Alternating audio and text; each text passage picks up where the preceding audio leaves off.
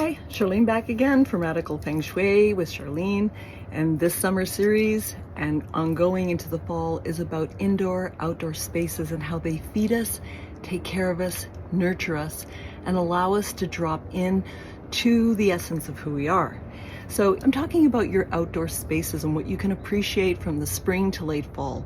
If you're lucky and you have a covered space, you can appreciate it longer. You can put up plastic around your spaces or, barriers. You can put in fire features so you can stay warm. You don't have to be indoors all the time.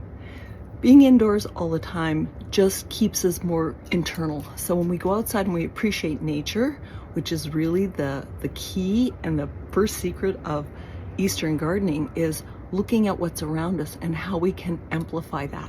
So some of the things we can do is, when we're creating, if we want to create a food garden, for example, or a flower garden or a herb garden, is playing music for our plants. Like, we respond to music.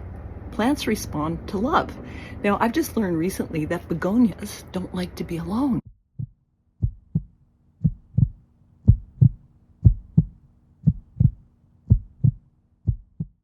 I deadheaded all the dried plant material because it had been fried in the sun.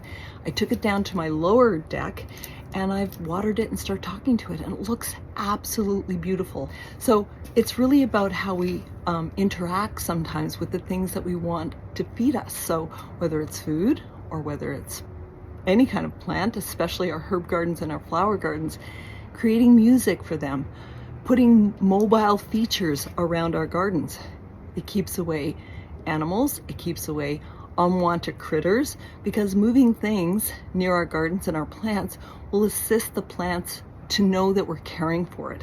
There's this real symbiotic energy that works with us, moving back and forth between how we care for our outdoor spaces. So this is a real secret in Feng Shui, is to care for those spaces like we're caring for a person, because then it gives us back something that's kind of intangible. When we eat like organic stuff out of our food gardens, it's different than buying it from a shop. When we create it, when we do it ourselves, it's this amazing feeling. And no, not all of us can do that, but we can try to bring in the outdoor indoor energy into our garden spaces. We can bring it into our patios, we can bring it into our balconies.